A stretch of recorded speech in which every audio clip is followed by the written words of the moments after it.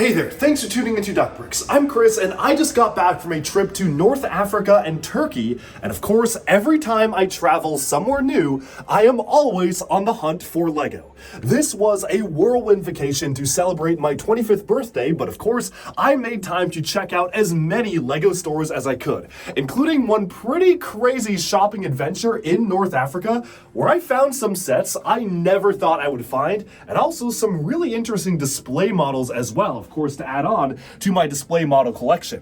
And so join me on this adventure throughout Turkey and North Africa as we hunt for rare, discontinued, and special Lego items that you might only be able to find there. Let's go.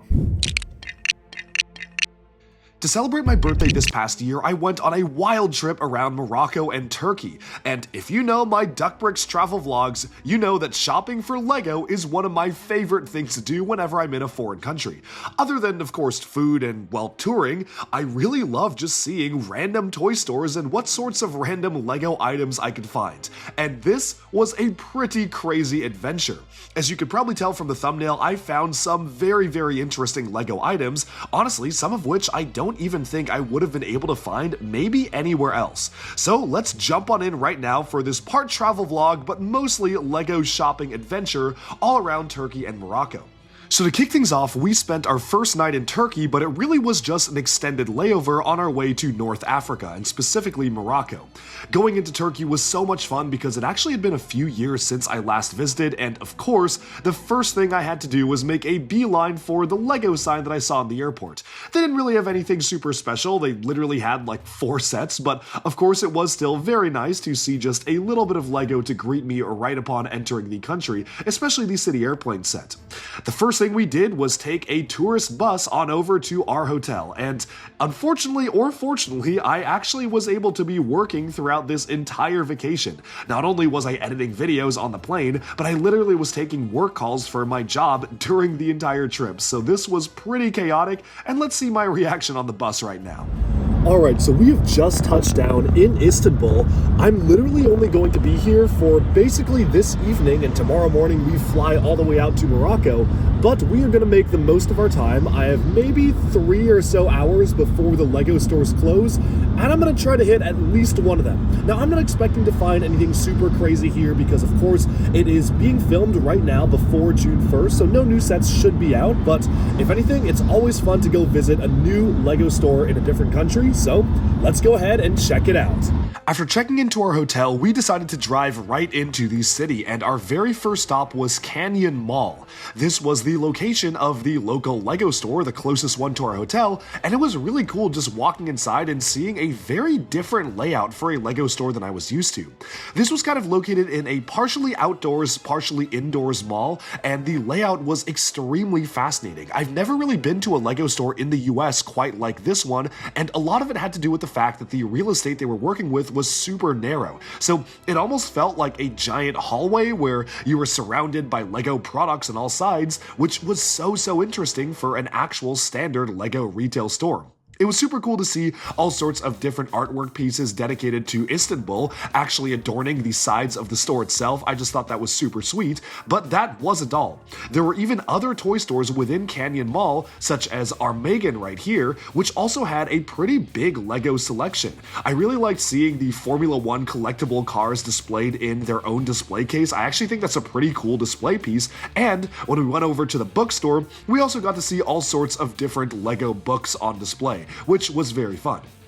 After stopping by for a very quick meal, I decided to swing by the last location in Canyon Mall that could possibly have Lego, the D&R Music Bookstore, which indeed did have Lego. They had stacks of polybags in these pillars, and they had all sorts of different sets on display, including some older sets, which was always fun to see.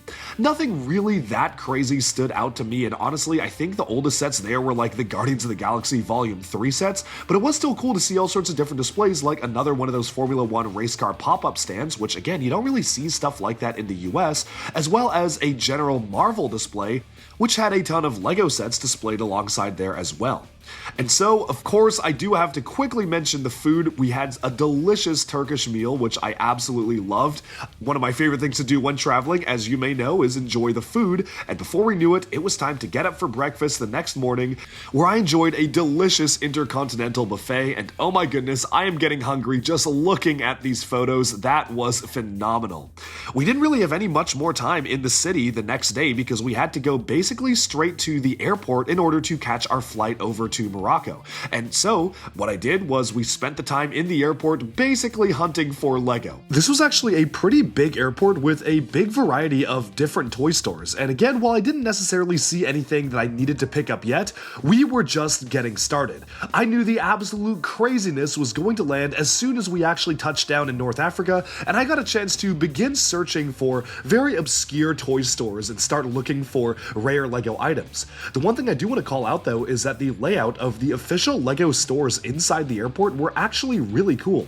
There was a DNR electronics store, which was really nice to see, but inside was a section that basically was a miniature Lego store within this larger store. It was really interesting because obviously this was a lot more themed than your normal Lego section of a department store. They even had a historical timeline section showcasing some iconic Lego themes. No Bionicle mentioned, sadly, but still pretty good coverage of a lot of different discontinued Lego stuff, which is very rare to see outside of actual official Lego stores. And they even had stickers on some of the newer releases reading "new product," which is super interesting. I've never really seen that before. Obviously, that's got to be something that they put on these sets as they actually come in. Probably the third-party store running this puts those on, but I find that so fascinating. I mean, do they expect every single one of those to sell out and then they just remove the stickers for the ones that are no longer new products? I really don't know.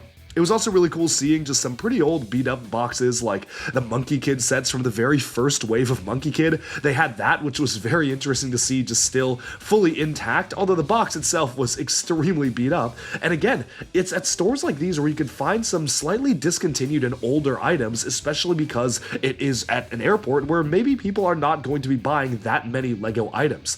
I didn't find anything super crazy that was mega discontinued or something that absolutely was a must do or must buy, but I really did appreciate walking around here and seeing even one of the official Lego stores. There were so many different Lego options available in the Istanbul airport. The official Lego store inside was dressed up pretty much like your standard Lego store, which was pretty cool to see. They had a few interesting stuff like some discounted boxes and bins and stuff like that, as well as some other items on display, but before I knew it, it was time to take off. Now, the second we touched down in Casablanca, we were off to the races. Now, I'll be honest, most of the first few days of this trip had basically nothing to do with Lego, and not for a lack of trying. We went on a very guided preset tour, going to all sorts of really cool places and seeing interesting things, but I really just didn't get a chance to seek out Lego until a little bit later in the trip. And so, because this is a Lego shopping video and not necessarily a full travel vlog, and let me know in the comments if you do want to see more stuff like a travel vlog where I go more into detail of what I did, I'm going to try to breeze through everything we did leading up to the insane Lego shopping experience. So, of course, upon getting into Casablanca, we enjoyed a delicious meal at our hotel and actually got a chance to set off and do some sightseeing around the city. It was really cool seeing spots where films like Indiana Jones had actually shot scenes before, which was very, very cool. We got a chance to see some mosques and old temples, which were super, super interesting, and I got a lot of cool shots of my Ninjago minifigures inside themselves. I think the Mosque of Hassan II was one of the coolest buildings that I've honestly ever been in. Walking inside was just so interesting, seeing the architecture, the way they had all the patterns on the ceilings and the walls and the columns supporting everything. It was genuinely a really, really cool and interesting building to explore, and I absolutely loved having a chance to see that as one of our first sightseeing stops on the trip. Now, the next day was actually my birthday on May 29th, so we had a full tour planned, going around some of these caves in Tangier. We actually were on this full road trip, so we had a bus that was driving us all around the country, which was such an interesting route.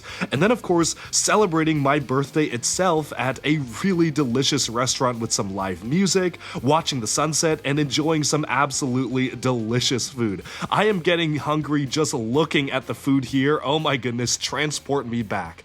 I don't know if folks in the comments have had this, and let me know if you have, but it was my first first time having tagine, specifically beef tagine, lamb tagine, and eating it out of a pot.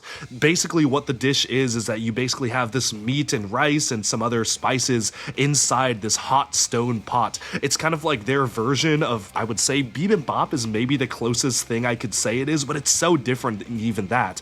But I had so much tagine on the trip, I honestly walked away thinking I would never want to eat any more, and yet I now find myself craving it right now. After that, we got a chance to further explore the Tangier area, of course seeing some old cities and actually getting a chance to walk around the architecture, even go hiking up in the mountains near Chefchaouen, which was really, really interesting. And my apologies if I'm butchering the names of these places, but this city, Chefchaouen, was so interesting because it was very blue themed, like the architecture and the buildings themselves were all painted blue. It was almost like Santorini in Greece, where the roofs are blue, but here like everything was blue, which was super interesting. And of course I had to get photos of my minifigures there as well, and every time we ate it was so good. I think I had tagine again there because obviously I was just absolutely hooked on tagine. And then we got a chance to settle down in our hotel near Fez, which had a swimming pool. It was a really interesting hotel. Like, it basically was kind of this whole little resort area, and it was very cool to just explore around that whole sector. Moving on from that, we quickly stopped by the Meshwar Fay Jadid, which was this massive golden gate in the center of the city for a religious building. Walking alongside the markets and the streets was very cool as well. And then again, you could see that we stopped by this filming location for Indiana Jones, which was super cool. I had to try out wearing a fez and fez myself, which was a very fun thing to try. I actually did end up buying it, so now I do have that in my wardrobe, but should I ever need to pull it out. We stopped by a pottery area, Naji Pottery and Handmade Tiles. That was the name of the shop, and I actually got a chance to see what the process looks like for people to be creating these really amazing works of art, like bowls and plates and dishes, all pottery themed. So very cool stuff to see. But one of my all-time favorite things to do on the entire trip was go to the market in Fez. This was one of the most iconic street markets in the world. I believe it is one of the world's largest, which was absolutely stunning to get a chance to witness. Honestly, it is hard for me to describe in words just how cool this was. You can see on screen, like, the videos and photos I took of this market was absolutely insane. There was a food sector, a textiles sector, a trinket sector. There was like all sorts of different areas in the market where you could pick up different things, and it was just genuinely so cool because everywhere, all around you, you would see things available for sale, and just different types of vendors selling their wares, which was so interesting to take a look at. I actually walked away with a couple of items myself. We went to a leather store, which actually, after walking us through the process of how they make the leather and dye it specific colors, they then brought us into the shop and of course gave us the opportunity to buy some leather items ourselves, and I walked away with some really nice leather jackets, which you'll probably see me wearing in a few videos when we get closer to the winter, because obviously I am not wearing those anytime soon. They are very heavy, but in the winter I will be so grateful I picked those up there. Now, of course, we had another delicious lunch actually in the market, so that was super cool. We actually got to eat at one of the authentic restaurants in there, and we got a chance to explore some old schools and monasteries, which was very interesting. And yeah, every single day was just so packed. There was a funny story the next day in Ifrane where I was taking photos of my Lego, and one of the minifigures, I think it was Rocks, fell inside a tree. And so our guide was super cool. He literally climbed into the tree and like stuck his arm all the way down and rescued my Rocks minifigure, which was very cool of him. And that's what those photos are about. Near Ben Smim, we got a chance to go to a monkey sanctuary. Some would say it was a monkey palace. And of course, I got a chance to take photos around and with the monkeys themselves. And from there, we were able to go around the deserts near Er Risani, and we took a dune buggy out into the desert and actually got a chance to stay in kind of like this glamping tent. I am not usually a big fan of camping. That's just not something I normally do or I'm super happy doing, but honestly, this was actually really nice because I guess it was a step above camping. We had electricity, we had water, we had everything, but it absolutely was in a tent, which was so cool, literally just out in the middle of nowhere in the desert. We went on a camel ride, which I've done before in Dubai, and even in the past when I went to Africa before, I've done camel rides, but this was just another really, really fun one to do just right around our camp. And of course, I had to get some great photos of my minifigures in the sand and watching the sun go down. It was just so amazing being there and getting a chance to enjoy. That night, we enjoyed a delicious meal, watched the moon at night, and watched them play live music at the campsite, which was super, super cool. Taking the car ride back, we were just really, really enjoying ourselves, having a great time just on the desert in the buggies, and we spent the next day basically going on an extended road trip as we drove to our next destination. On the way, we stopped by Quarzagate, which is kind of their version of Hollywood, so a lot of film productions that film in North Africa actually film at this studio, which was super cool. We got a chance to see some old sets across a ton of different movies. They even were showing areas where commercials had been filmed in the past, which was really interesting. Like a watch commercial for, I think it was Cartier, had been filmed there, so we got a chance to go inside that room and see that. And altogether, it was just such a fun adventure. Next day, we went to Ait Zineb, which was a small town where we got a chance to see some very unique handmade watercolor pieces, which were really, really well done, showcasing the desert. Very cool to see some of that on display. And then, of course, we finally arrived at the destination where I didn't know it yet, but we were about to find some pretty insane Lego items. So let me back up and explain. As we got here, this was in Marrakesh, in one of the major cities in Morocco. We literally were in a hotel in the center of one of the busiest markets in the entire city. So it was absolute bombardment as soon as we got there. And of course, this was the one time where I had a little bit of time to just kind of relax a bit. The whole trip so far, we were going from place to place. We never were in one place for more than a night, so I never really got a chance to explore my area. But we actually had a couple of nights in Marrakesh, so I said, you know what? Let me just look up what toy stores there are around here. And oh boy, did I find an absolutely insane store. So as we were settling down at our hotel, I did some research on the local toy stores in the area, and I noticed there was a Le Grand Recre nearby. If you don't know what that is, it is a toy store chain which is pretty commonly seen in France, but of course it's present in Morocco as well. And the last time I was in France, Paris, Bordeaux, Avignon, wherever I was, there usually was a Le Grand Recre store, and I checked them out because I knew they definitely would have Lego. Now, obviously, this was in Morocco, so I was willing to bet that they probably had at least some discontinued Lego sets, especially given the area we were in, which was really in the dense marketplace area. I would imagine that maybe not as much Lego is purchased there than the normal store. So I had fairly high hopes, but I really didn't know what to expect. And so I took a drive out where we got a chance to see Le Grand Recre, and oh my goodness, walking into this store was absolutely insane. So obviously, as you can see here, they had some discontinued sets from the very beginning, but what I wasn't expecting was this. The original classic TV series Batcave, a Mindstorms EV3, the original Shield helicarrier, and so much more. This was an absolute treasure trove of a store to visit, and let me just showcase my reaction upon entering here. There even was a Day of the Departed Ninjago banner as well.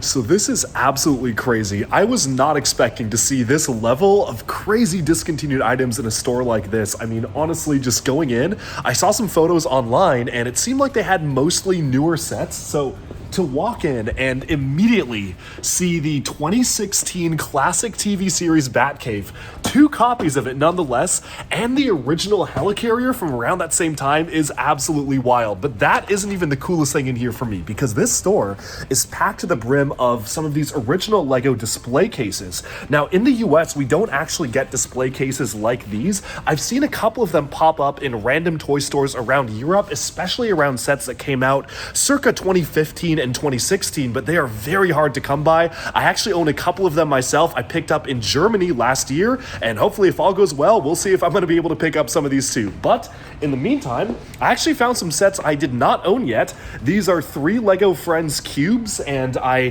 have been trying to kind of collect all of them. I completely just missed getting them when they came out, so I'm going to be getting them now, and they'll be added to my collection. So let's go, and we still have so many more locations to check out. So obviously after seeing those old sets, I had to do a whole walkthrough around the store just in case there were any other LEGO items scattered throughout. But actually the store was pretty organized. I didn't find any LEGO basically outside of the LEGO section itself. It was cool seeing some older Star Wars items, like there was a toy with the original 2014, I believe, Darth Vader logo, so obviously that was discontinued and that had been there for a long time. But in terms of stuff that I personally cared about, which is LEGO, I didn't really see anything outside of the LEGO aisle, which was fine because there was a lot to see. Now, one of the coolest things that I saw was this Ultrasonic Raider display case, or the Ultra Stealth Raider from 2016. This is one of my all-time favorite Ninjago sets, and I would have loved to take it home. Unfortunately, there was really no easy way I could have packed it. It would not have fit inside my suitcases, and it also was pretty sun damaged, like the coloration was pretty faded already, so I chose not to pick it up because 1, it would have been such a pain to hand carry home, and 2, it wasn't in the best condition, so I figured maybe for another time. It is really interesting seeing just how many different store display items they had. I, of course, was able to get the Ninjago one, which was the one I really cared about. I kind of wanted to get the Star Wars one as well, but they said they absolutely could not sell that one, and they really were only able to sell me like one of them. So if I had to pick one, I went for the Jay's Electromech, which is the one that I really wanted anyway.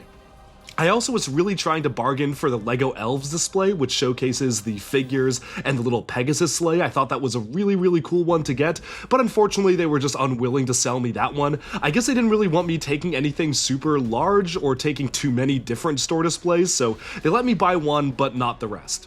It is still so interesting to see that kind of type of style of store display because LEGO never really did that in the US to my knowledge, and I didn't even know this style of store display existed until I went to Germany. Honestly, I would have thought that this was something like this store created itself if I hadn't been to Germany last year and saw it for a ton of other sets around the same scale as these. LEGO, I guess, was trying to promote or display some of their smaller or mid-size sets in display cases like those. It's so interesting how they basically have the entire box of the set in there as well, but just a really cool display to see.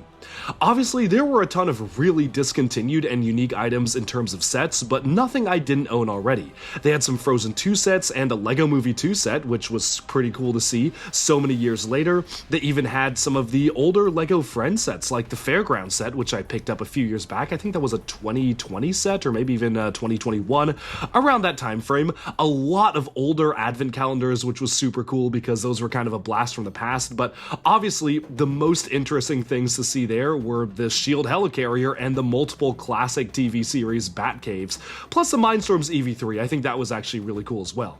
They also had this really interesting Ninjago spinner element piece, which was a carrying case for Ninjago spinners. I actually already owned this, otherwise I would have picked it up, but it's super interesting because you can actually see a prototype version of the spinner on the back of the box, which really shows that they were developing this with very early test materials for Ninjago in 2011. But the even wilder part of this whole adventure was yet to come. I asked these store employees if I could go ahead and purchase the Ninjago Day of the Departed banner they had at the back of the store, and they thought about it for a little bit and eventually said that yes, they would be okay with me purchasing that.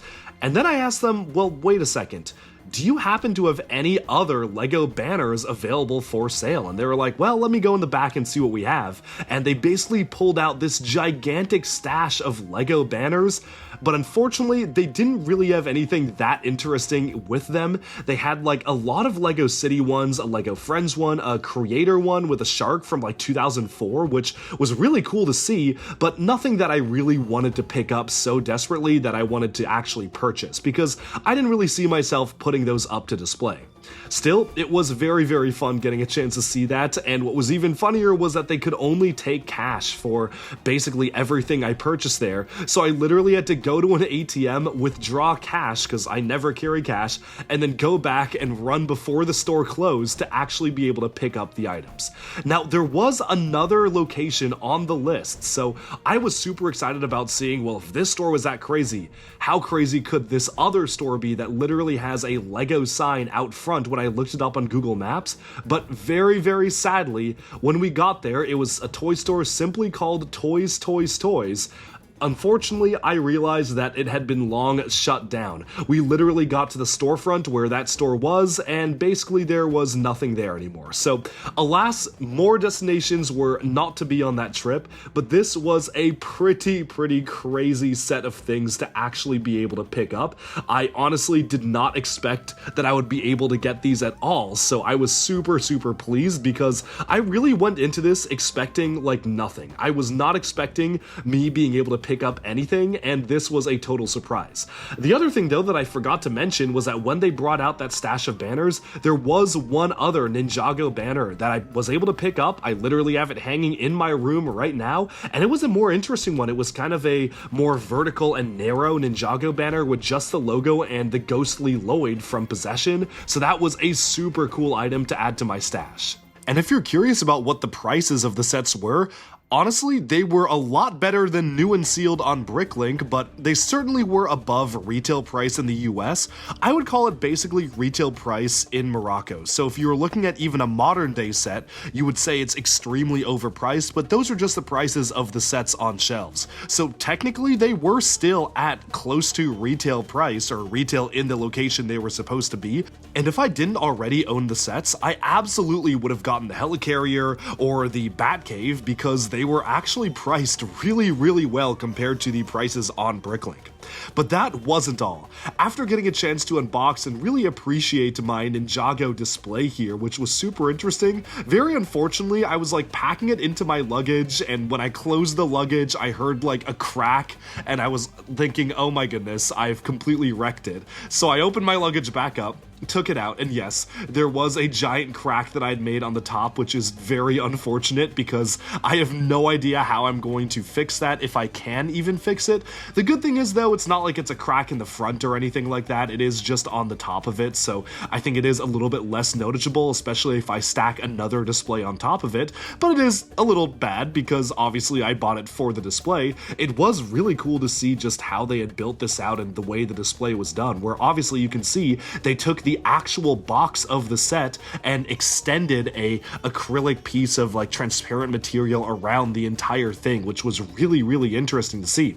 The other really cool thing was that you can see on the bottom there that this is a showcase box. So this is obviously a Lego production item. You can see the production date, which was October 26, 2014. So this was well before the sets were hitting shelves, and I think I want to say March of 2015. Maybe it was January. I don't really remember when exactly these released, but still very cool to see just how early they were working on these, which was very cool. And then the rest of the adventure continued. So for the rest of the trip, I actually got a chance to really just enjoy and explore Marrakesh with the Lego shopping out of the way. I actually was able to purchase one of the Summer Ninjago sets I wasn't sent early, which was Lloyd's Transforming Jet Mech, as well as Rontu the Master Dragon. I got those shipped to Marrakesh. I did a whole video about it, so you can watch that video if you want to see exactly how I was able to pull that one off, but it was a ton of fun. It was pretty crazy to actually make that work, but we got a chance to explore the marketplaces, which were super interesting. It was another massive market with all sorts of different varied shops and stores, and of course, I even got a chance to take my Frack minifigure to meet a snake on the streets, which was absolutely perfect. That night at dinner, we actually got a chance to celebrate my dad's birthday, which was really nice. It was June 4th, and it was really awesome to spend that with him. Unfortunately, I got pulled into some work stuff during the dinner, so I spent most of that dinner with my laptop out, like working, but also enjoying the dinner at the same time. A day in the life of Duckbricks for real. And the day after that, it was time to say goodbye to Marrakesh. So after taking a quick look at the Lego sets available for sale at the airport, they actually did have some older ones. I would say like circa 2021 Lego City sets, which was cool to see. We flew on back to Istanbul in Turkey and got a chance to really truly explore the city. We stopped by the Church of St. Anthony of Padua literally just as we were walking. We walked by it and I was like, hey, can we go check that out? Like, I really want to see the inside, which was super cool. Also along that road, I saw a toy store which did have, yes, some Lego sets, so that was quite nice to see. Nothing I really needed to get, but it was interesting because they did have a ton of different sets, and I always know to check behind the boxes just in case there's anything hiding behind there that I want to pick up. Going through the streets, it was a ton of fun. I got a chance to try some local sweets and some local food items, which was super, super cool. And we even took a boat tour all around. So we hopped on a boat and got a chance to see the city from the water, which was awesome, and ate food at a very overpriced but very delicious seafood restaurant where they literally wheeled out the fish for us to pick, enjoyed some delicious octopus, and oh my goodness, again, I am literally just getting hungry watching this video back.